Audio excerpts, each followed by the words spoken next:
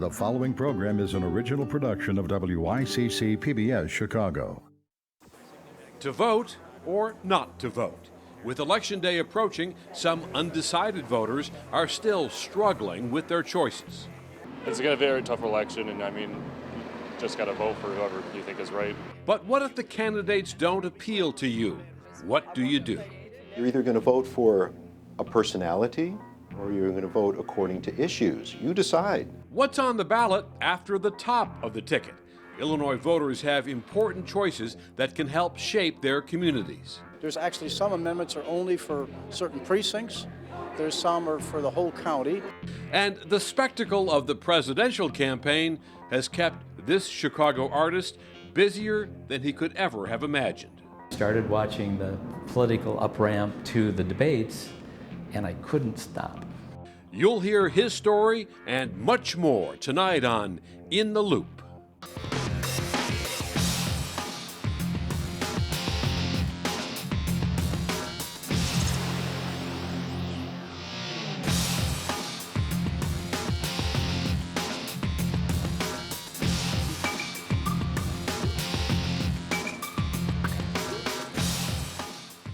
Good evening, I'm Chris Bury. Early voting is already underway in Illinois, but recent polls suggest up to 15% of Americans are not committed to either Hillary Clinton or Donald Trump.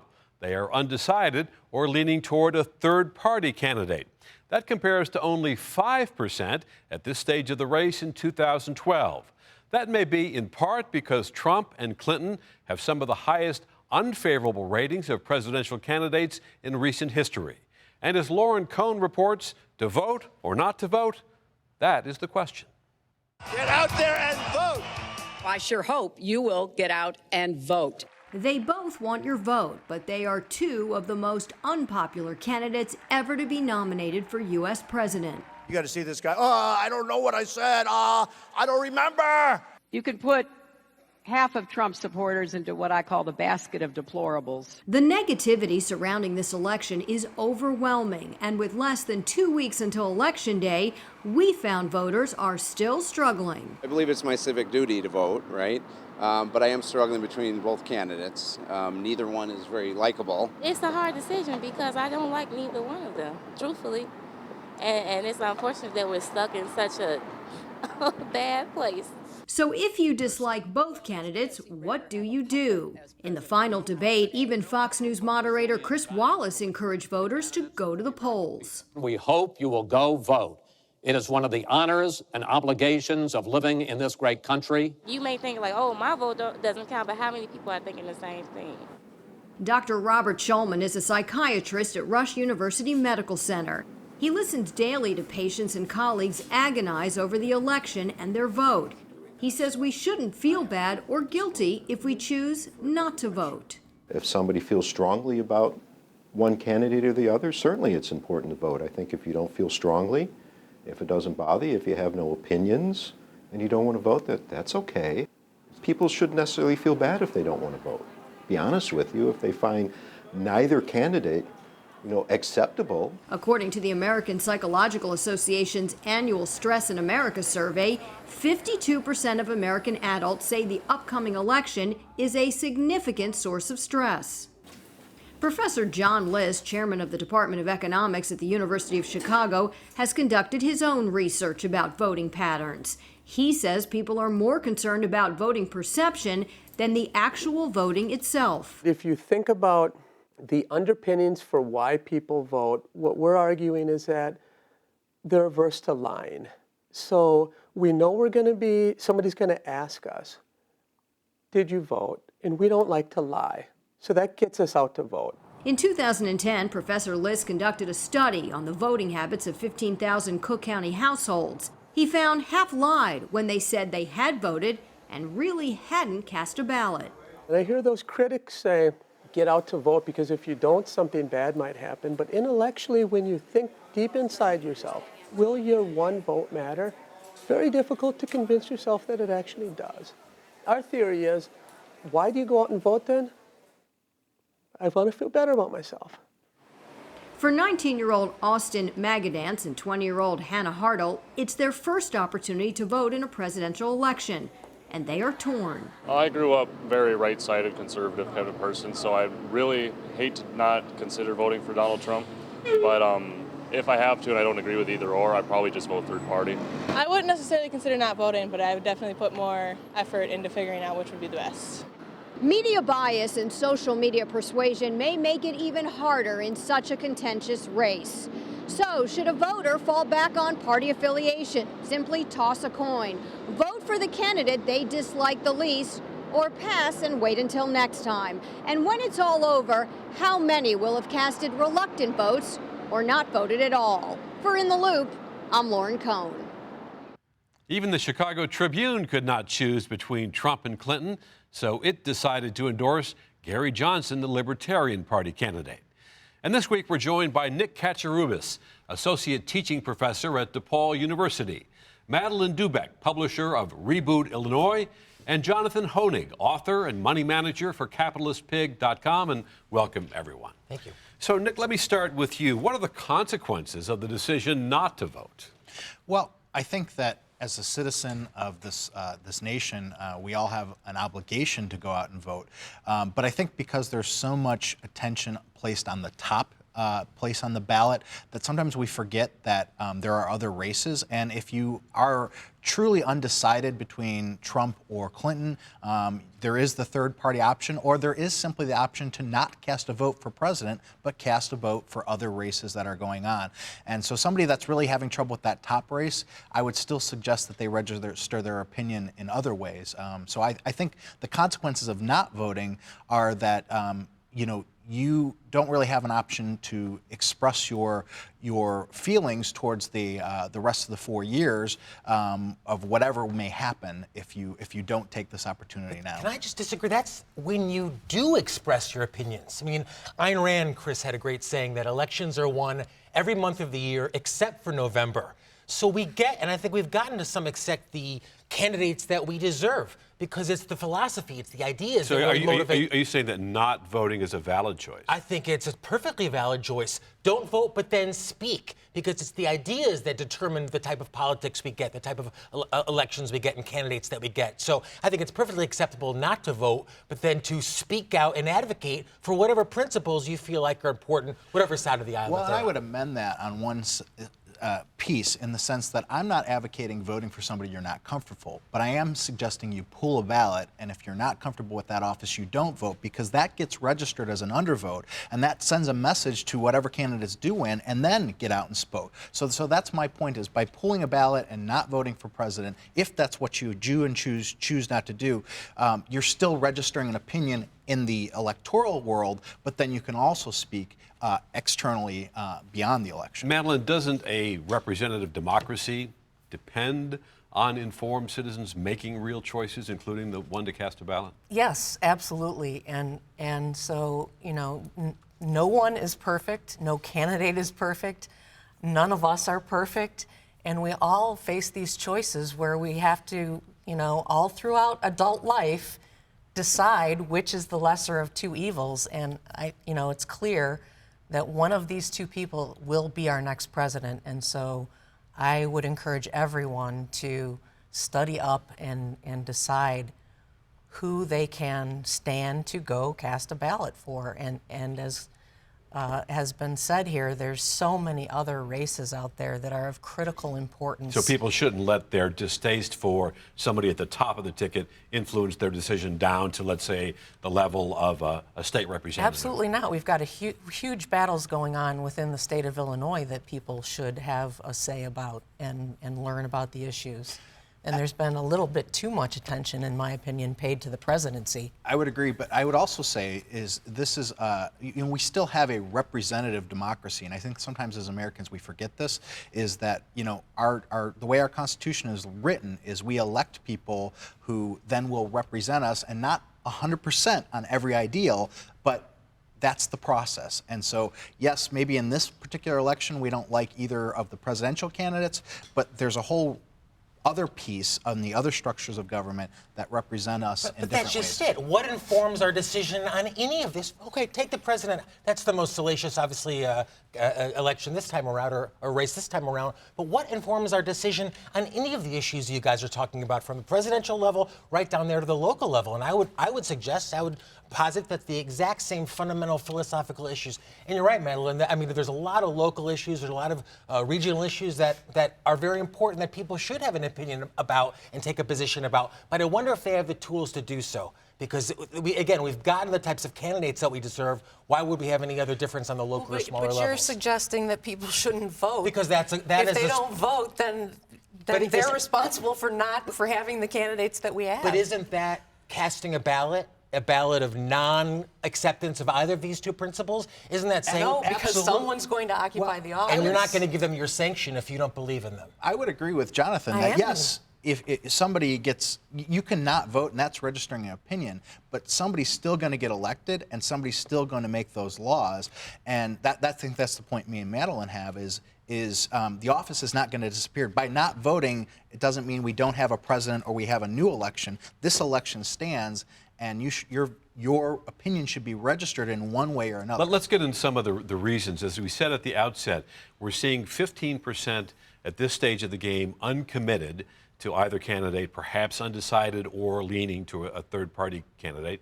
5% was that number only 4 years ago at the exact same stage of the race, which begs the question, why is that number of uncommitted, or that percentage, so much higher this time? Well, I would think it's because essentially, again, we'll just keep it to the presidential race for kind of ease of conversation now. I think you have a Hobbesian's choice. I mean, you have two sides of the same coin, in my opinion. You have authoritarianism with Mr. Trump and collectivism with Secretary Clinton. So I think no wonder a lot of people in the electorate are throwing up their hands and they're saying, what difference does my vote make when it comes to the fundamental ideas? Does that explain this large percentage, you think? Well, I think that there are a lot of people out there who do not fully trust either of these candidates, with good reason. And, the email situation with Hillary Clinton, as Lauren discussed, and just some of the outrageous things that Donald Trump has said and done and said he intends to do. He's extremely unpredictable, and I think that makes people very, very uncomfortable. On the other hand, we should point out that here in Illinois, we're seeing the greatest voter registration that we've seen since 1970. Right. So we may have a greater share of undecideds, but we're actually getting more people to vote. Nick? I was just on that 15%. I would say that we have one of the most negative campaigns, particularly on the presidential race, and I think some people are undecided in the sense because there's so much negative. Do I even want? Again, this question of do I even want to vote? And again, with the Citizens United things that are going on, I think those things all play a factor, and we need to look at that. We need to take a break right now. The presidential election always gets top billing, but Illinois voters will also cast ballots for the House and the Senate, state legislators, judges, and even candidates for the Metropolitan Water Reclamation District. Some Illinois voters can also vote on several ballot initiatives, and here's a look at what else you can see on the ballot. Ma'am, are you registered to vote? Yep. All right. More than 7 million people are registered to vote in Illinois for this November's election. All of these voters will have an opportunity to weigh in on one controversial referendum. It's known as the Safe Roads Amendment, which will ask voters if the Illinois Constitution should be changed to prevent the state from using tax money collected for transportation improvements to subsidize projects in other areas. Cook County Clerk David Orr explains the amendment is controversial, with lots of money at stake. We've got a certain amount of money that goes to the road fund and transit fund and certain taxes. And those in favor of the referendum want to say that money can't be moved out. If the money is raised for road or transit projects, it has to stay there. Those opposed say, well, that's fine, but sometimes there's a bigger emergency, and we might need to take some of that money to pay for schools or something else. Cook County residents will see 2 additional referendum questions on the ballot. One is the Earned Sick Time for Employees Act. It would allow Illinois workers to earn up to 40 hours of sick time a year. The other would combine 2 Cook County offices, County Recorder and County Clerk. those in support of this particular would save $1 million or more. Personally, yes, I think it would save a lot of money for taxpayers. That's the idea behind merging offices, to save taxpayer money. Chicago voters will also see 3 advisory questions on the ballot. The first one is on guns. Should Illinois strengthen penalties for the illegal trafficking of firearms and require background checks for gun dealers and their employees? The second one on school funding. Should Illinois provide full and equitable funding for the Chicago public schools? The third is on development. Should the city of Chicago work with federal and state governments to prioritize significant new investments in roads, bridges, public transportation, river and lakefront redevelopment, and additional green space? Or advises voters to visit their county clerk's office to review a sample ballot before heading to the polls next month. He says the stakes are high. Almost everybody has an opinion on which way the country should go. When you don't vote, you're letting someone who might have a diametrically opposed view than you have 2 votes. So we're back with our panel, and let's put the question to you. Do these ballot initiatives make any difference? And Madeline, you study this pretty closely. Absolutely. In the case of the road lockbox, that is an actual change to the Constitution, which guides the state of Illinois. And as we saw recently with Supreme Court decisions regarding pensions, the court decided that pensions are, as the Constitution says, guaranteed. So if we put this road lockbox amendment in place, there are 2 things there that are pretty significant chunks of money that are going to kind of possibly take away from other things like school funding. So that money would be off limits then to anything else? It very well could be, if you presume that the court would make a similar decision on that they did on pensions. Well, who's behind this? Anybody have an idea? Road builders. There you go. And I think it gets back to what we talked about in the first segment. Why should we decide about this? And well, what is the purpose of government, right? To protect us, to protect our rights? I think these types of changes to the Constitution, I mean, the Constitution is a justification of the use of force against individuals. So to put that into the Constitution and say, you must, I think as Madeline correctly pointed out, subsidize the unions, subsidize the infrastructure builders, I think it's a real affront to our republic. But I think the problem with the way the question is worded, though, and this is why, some of the polls show that 80% of voters support it, is that, I think people assume that the taxes that they're paying on their license plates, the taxes they're paying are going to the roads, and for the most part, they do, a portion is doing this. And it's called the Safe Roads. Oh, who's against safe roads? And who could possibly be against safe roads? What about other transportation initiatives, like, maybe we need a transit systems? There's questions about whether that money can be used for that. So, and part of what the legislature's job is supposed to do is set priorities, and I think given the stalemate that we've had, this seems like it makes sense. But what I don't think we're realizing is how we're hand-tying future legislatures and future governors and future cities on allocating those resources by taking away that power in what seems to be a very positive referendum and constitutional amendment. But the implications, again, haven't been shared with the public to the extent that. And Madeline, as you pointed out, Illinois has gotten into enormous trouble with this because the pension provision is in the Constitution, and that's led us into the pension mess that we're in now. About a quarter of every dollar that we send to Springfield is now going to be set aside for pensions, and that's only going to go up in the next few years. And so, now we're going to take another 10, 12, 15, 20 cents and put that aside for roads, and that doesn't leave you a whole lot for schools and prisons and health care and all these social services that have been suffering for so long. The irony of the whole situation is this wouldn't have been necessary if lawmakers whose hands are being tied would have done their jobs in the first place and quit stealing from these special funds that are set up and actually had passed a budget where they set the priorities that we've elected them to set. Also, though, there's a lot of questions about what can be this money. As it kind of currently reads, it seems like it's road construction, road repair, new roads.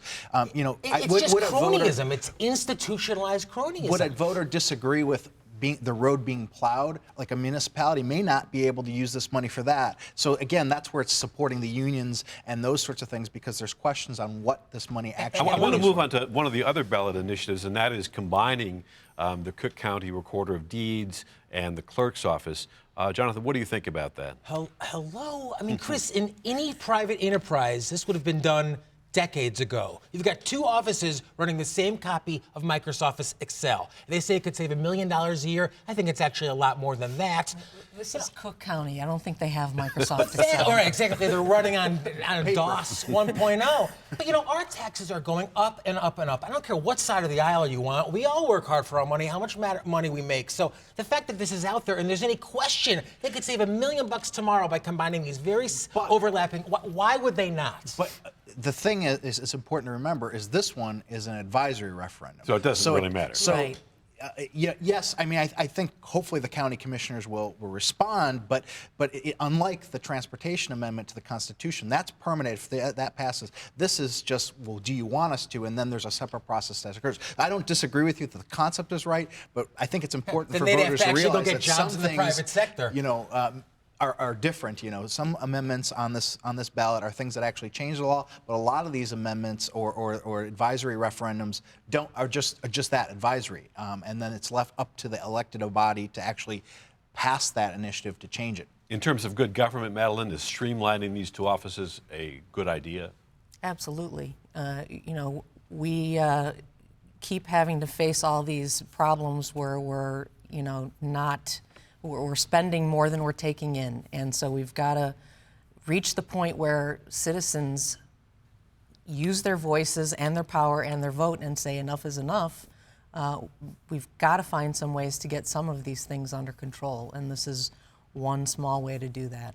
All right, let's move to the sports and politics desk and welcome the Cubs back from Cleveland as they head to Game 3 at Wrigley on Friday.